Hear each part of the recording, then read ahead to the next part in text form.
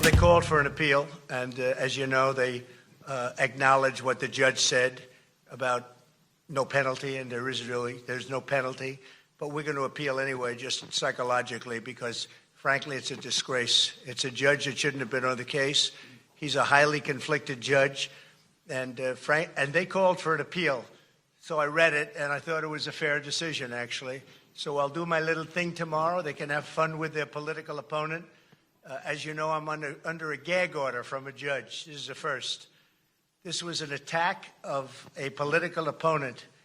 And if you take a look at it, I'm not supposed to be talking about it, so I won't.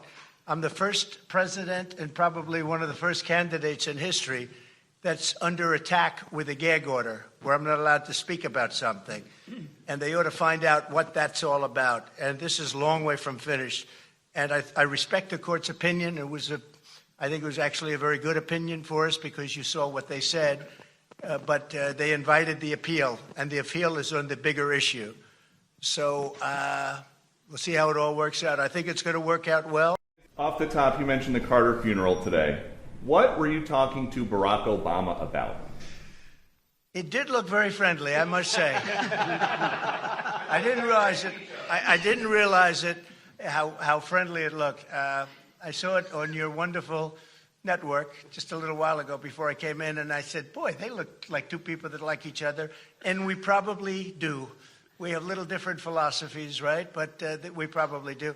I don't know, we just got along, but I got along with just about everybody on that.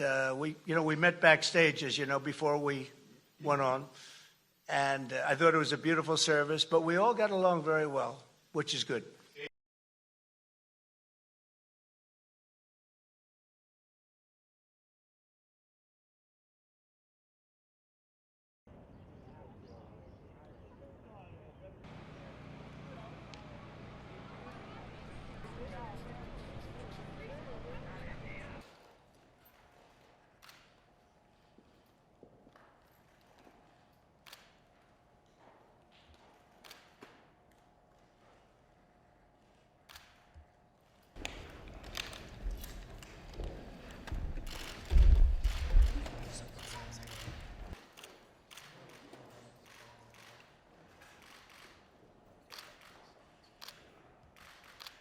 I call it the Injustice Department. What they've done is so bad. The whole world has watched that.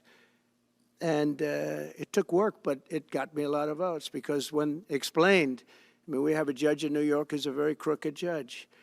I'm under a gag order. I can't even talk about aspects of the case that are the most vital aspects. And remember, this is a man that said he wants the transition to be smooth.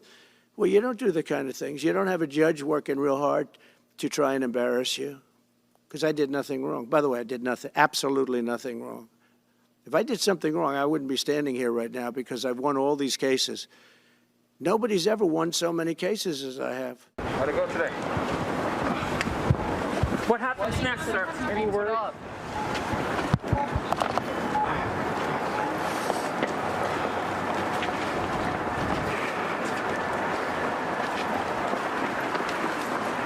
Anything you can share with us? No, I don't have a comment. When has the judge said he'll rule? I have no comment.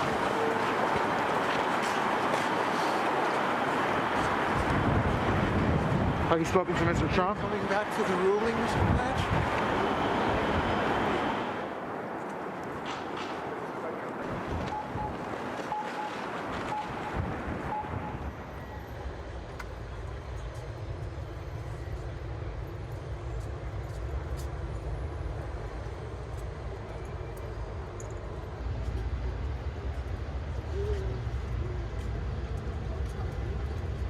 This was a highly qualified lawyer. Now, I'm not allowed to use his name because of the gag order.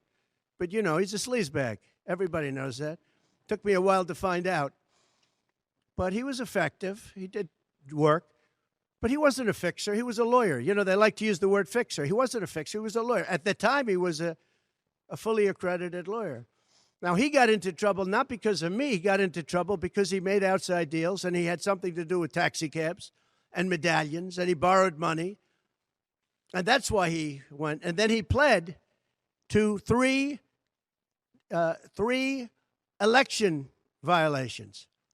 I'm giving the committee today a copy of the $130,000 wire transfer from me to Ms. Clifford's attorney during the closing days of the presidential campaign that was demanded by Ms. Clifford to maintain her silence about her affair with Mr. Trump. And this is Exhibit 4 to my testimony. Mr. Trump directed me to use my own personal funds from a home equity line of credit to avoid any money being traced back to him that could negatively impact his campaign. And I did that too, without bothering to consider whether that was improper, much less whether it was the right thing to do or how would it impact me, my family, or the public. And I am going to jail in part because of my decision to help Mr. Trump hide that payment from the American people before they voted a few days later. As Exhibit 5A to my testimony shows, I am providing a copy of a $35,000 check that President Trump personally signed from his personal bank account on August 1st of 2017, when he was President of the United States, pursuant to the cover-up, which was the basis of my guilty plea to reimburse me, the word used by Mr. Trump's TV lawyer, for the illegal hush money I paid on his behalf. I'm under a gag order, nasty gag order. We have a judge who's highly conflicted. You know what the confliction is. Nobody wants to write about it, and I'm not allowed to talk about it. If I do, he said, I get put in jail. While this defendant may be unlike any other in American history, we arrived at this trial and ultimately today at this verdict in the same manner as every other case that comes through the courtroom doors, by following the facts and the law and doing so without fear or favor.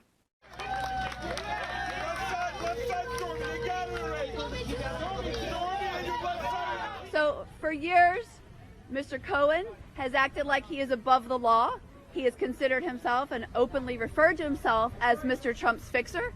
He is played by a different set of rules, or should we say no rules at all.